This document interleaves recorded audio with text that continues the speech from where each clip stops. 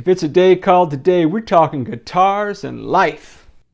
Well, all right, my friends, you are looking at a 2021 Bullet Strat of the Seafoam Green Persuasion and FSR, according to Fender. We've been working on this guitar for a little bit now. Previous vids have included all of the work that we have done up until this point. Today what we're going to do in this video is we're going to do one upgrade, and then we are going to attempt, I should say one more upgrade, and then we are going to attempt, my friends, to intonate this guitar, train it up, that is. We will tune it, we will get our relief set, we will set our action, we will set our intonation, and we will look at that nut, which I believe is already cut pretty well. So this is the guitar that we purchased for $40 US on Marketplace. It was marketed, advertised as a broken guitar. It did have a significant crack in the finish on the back of that guitar, and I also found a couple of hairline fractures in the neck pocket. I have resolved those issues, although it is not attractive. It is repaired. It also had a very janky kind of basic import jack in it, and so I put in a pure tone output jack, and I have replenished my supply on the off chance that we get another guitar through the shop, and I'm guessing we will, my friends. The guitars just keep on coming, as it were. Today what we're going to do is we're going to put some string trees on this guitar. I just could not bring myself to put on those old janky string guides, string retainers, technical terms, you understand, that were on this guitar. So I went out and got some different kinds. These are from Guyker, and these are not Fender roller string guides, which you're accustomed to seeing on the channel. These are more than less barrel type string trees, and I don't know if I like them or not.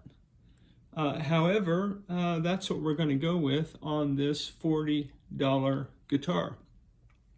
So we spent $40 on the guitar. We put a pure tone output jack in there, which was probably all of, I don't know, $7, maybe. That's on the high side. I buy them in packs of 2, sometimes more than that. And I just find that's a good, modest priced upgrade for a guitar. I prefer the pure tone output jacks myself. Hey, you do you. You want to rock those old janky import jacks? You do you, bro. Nothing I do is prescriptive for you, just descriptive of my form of crazy when it comes to guitars and oftentimes life. So I'm going to go ahead and throw these new string guides on this guitar, and we will see how that goes, and we'll move down the road toward training this bad boy up, and maybe we'll get some playing samples in this vid. I really don't know how long all this is going to take, so let's get into it, Jake. Well, all right, my friends, we are back. I have never used these before, and yeah, there are really no instructions in the bag. I am assuming that the flat bottom side of this is for the spacer to rest on, so it's not attempting to rest on a round surface. Man, what are you guys doing today, man? How's it going? What's going on in your neck of the world? You guys working on guitars, man? You got me on the background. What is up? What's really going on, my friends? What is really going on? Well, I'm assuming, this is just my assumption, that the higher bracket goes here and the lower goes over here. I'm going to go ahead and detune my strings quite a bit so that I can get enough clearance there. And I could block this thing up a little bit so it's easier to get to. All right, well, I'm thinking that we're gonna put this one in the front slot if we can. Checking to see what kind of screwdriver I need here. Yeah, that might work. Tell you what, let me see if I can get my magnetic screwdriver. Yeah, man, I pray that you're surrounded by people who love and affirm you, man. People who dig and champion you, man. People who have your best interests at heart. That's what I'm saying. Yeah, man. Life is too short, my friends, not to have good people that you're in community with, man. People who have your back in all things life, man. Well, I guess as rolling string guides go, that put quite a bit of break in there, didn't it? I don't know, it seems kind of a little bit of too much of a break in that D string, but maybe, I don't know. I do not know. I'm just seeing these in here, just trying to get a look, see what it's going to be like. Let me do this. Make sure I got enough.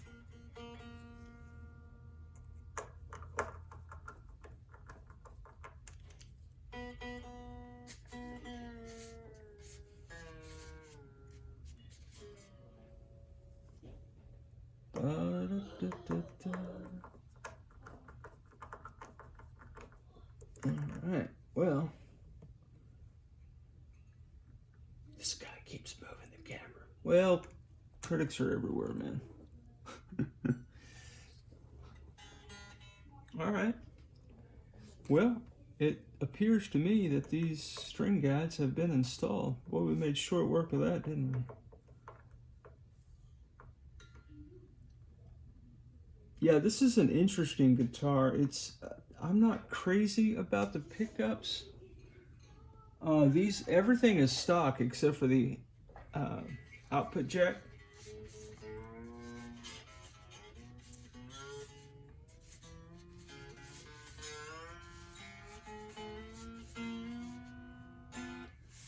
And now those string trees. But yeah, that put a pretty good break on those, man. They were flying high a minute ago, so that's all to the good, my friends. Now that did, okay, so I need to find my tuner. Guys, all right, man. Who keeps moving my stuff, man? Everybody's fired. You're all stinking fired. No, he's not gonna fire anybody. He likes you guys too much. No, I'm not firing anybody. Get off the gas, man. All right, tunage. All right.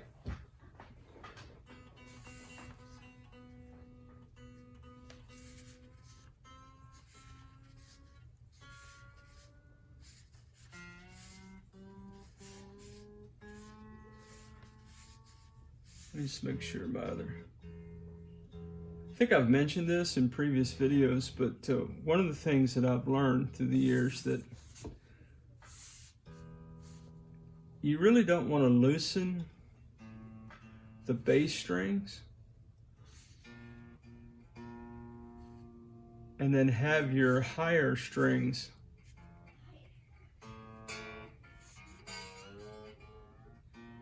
holding the tension on the neck. It's a lot of tension for those thinner guitar strings. So I'm just making sure that my thicker strings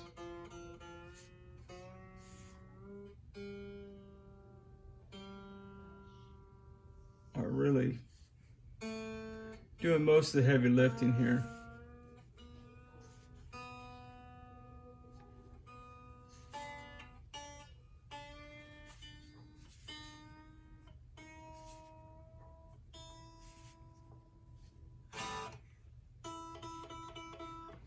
Okay, now, all right, so the T in train is tune, which we are in tune. The R in train stands for relief, and if you can see what I see, those strings have popped right on off of that fingerboard, Jack. So, if I were to employ my best guess or a tool at it, we'll go ahead and use this Music Nomad doohickey since I've got it right here. Now in this situation, you want the first fret fretted, you want the 12th fret pressed down, and you want to go in up under the 1, 2, 3, 4, 5, 6 fret. And that is high. They're saying 0.006 or 0.15 mil at the 6th fret. And it's kind of sort of maybe. Oh no, see. All right, so I'm going to straighten this neck out a little bit. And again, my tool is across the room. Guys, look. Now we're not going to have that conversation again. Okay, stand by.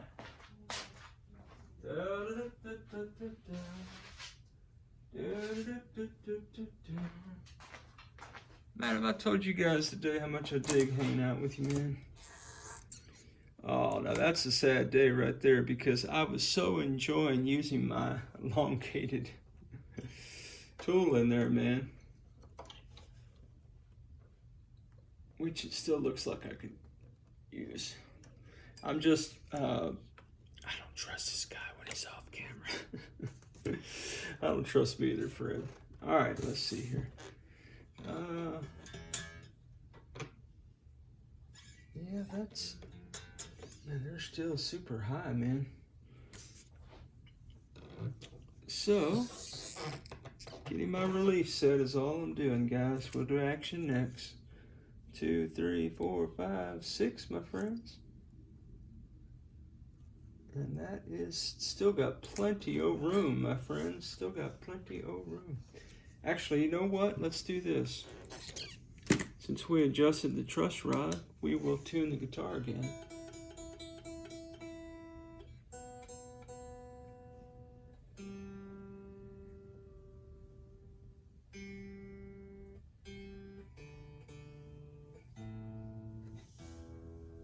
All right. Okay. But my relief is still crazy, man. I'm gonna see if I can't tighten this up, son. I'm trying to do that copacetically, everybody. All right, that's coming down pretty good. Let's see here. First fret capo, 12th fret. 1, 2, 3, 4, 5, 6. All right, that's pretty good. Okay, so we've got the guitar in tune. Let me just double check that situation. Ba-da-ba-ba.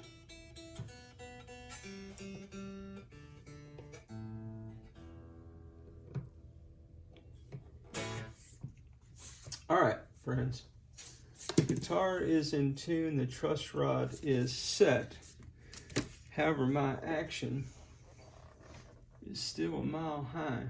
So, what I'm gonna do is, let me see if I can,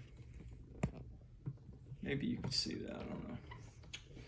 All right, so right now we are looking at, yeah, it says it's 0.05 on the treble E, 0.05-ish On the B, 0.05-ish. Actually, that's a little high.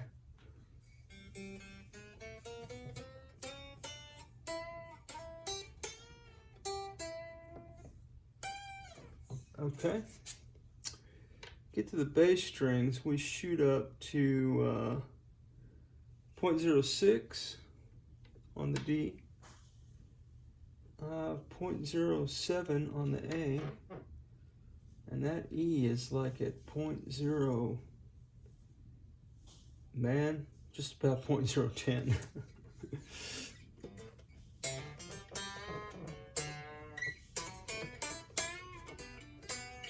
Now, because I'm a thumper, I don't know that I really mind that too much. Well, it just looks weird when you look down on it. You see all that real estate. In order to take those strings lower, I'd have to adjust my saddles where my saddles would be pointing down, which suggests to me that I could do even yet a little bit of a deeper. Let's try to lower this a little bit.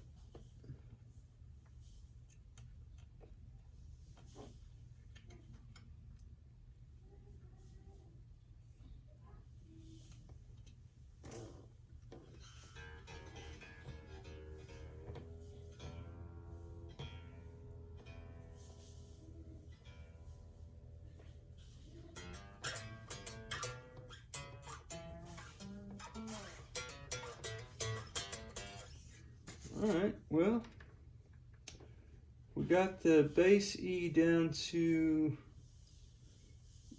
a little north of 0.08, which is, for me, truthfully,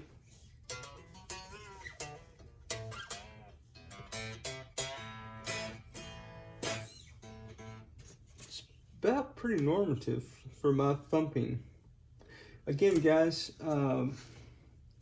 string action is a player preference thing, but it's also a playing style thing. I am a thumper. I do not play with any level of, well, I don't want to say any level of skill. I'm not trying to trash myself. I'm just saying, I'm not a finesse player. I don't have what some would call a light touch. I ain't mad at nobody over it. It's just the way I play. I recognize that I play a little heavy-handed, so to speak. And because that's the case, man, my string action is never going to be as low as maybe yours is. Assuming yours is low, I don't know. I don't know where you like your string action.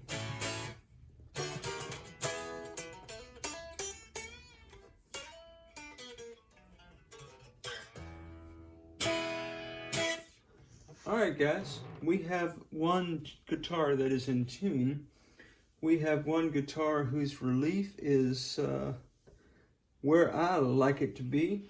And we have one guitar whose action is about the height that I prefer it to be, as well giving my player style. So now what we're going to do is use the controversial headstock tuner to attempt to intonate this guitar.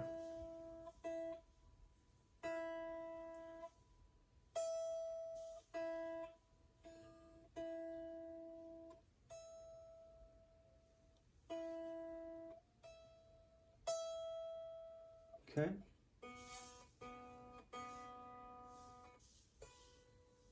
Okay. All right, the G is flat. No, the G is sharp. Okay, so I think you guys have all heard me say this at least once, but in case you're new to the group, if you're sharp at the 12th fret, assuming you're in tune, if you're sharp, you need to take your saddle towards the bridge.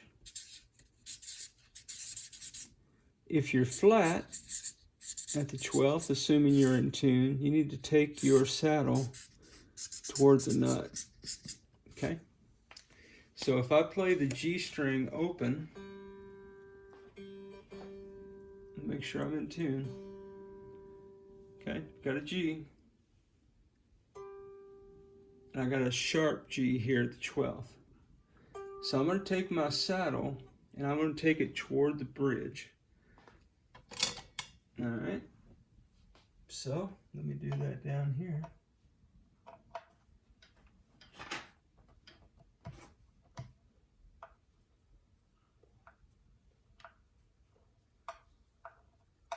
By the way, righty-tighty goes toward the bridge. Lefty-loosey goes toward the nut. That is still sharp. So I'm gonna come on back some more with it.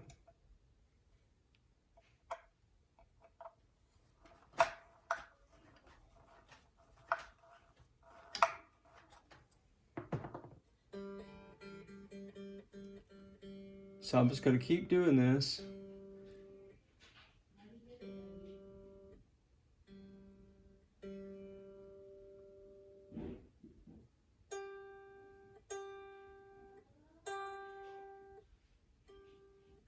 I'm still sharp. And that's okay because I didn't adjust any of these saddles along the way. I hope you could see that tuner. That's the main thing. Let's turn a light on down here so I can see what I was doing.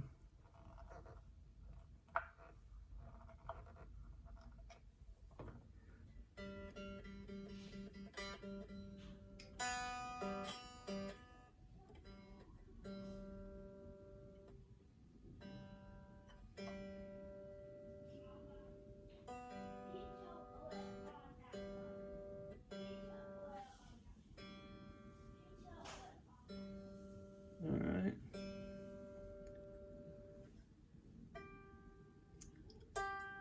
Just a tad, man, just a skosh sharp, man.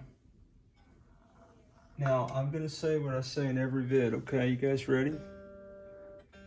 Nothing I do is prescriptive. That's given. You do you, that's given. When I'm done here, when I move from the workbench over to my amp, I'm going to use the chromatic tuner on my pedal board. I'm going to do all this again.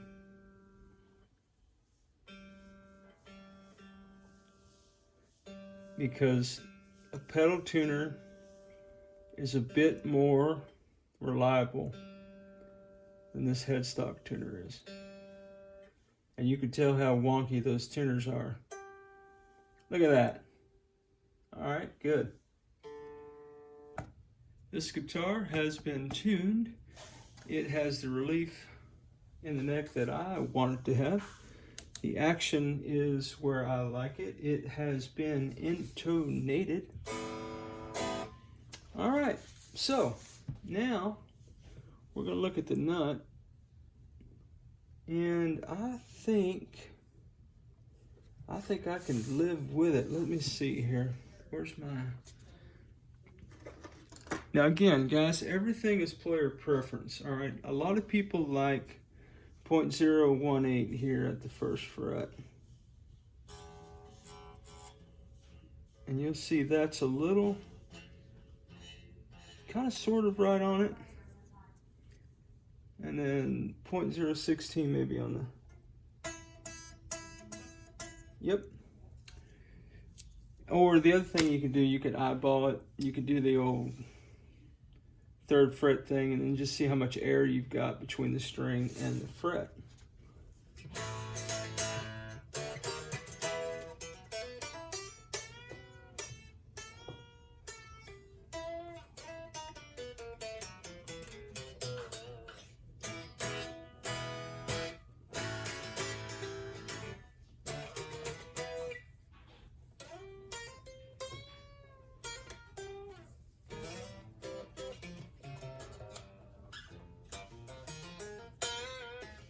Alright guys, we have one guitar that has been trained, my friends. I guess there's nothing left to do now but to play this bad boy and see what it sounds like for real, Jack. Alright, ought to be fun. Well, as always, wherever you are in your guitar journey, I pray it's a long, smooth, safe, joy-filled ride for you, Jack. Rock on with your bad selves, everybody. We'll catch you down the road.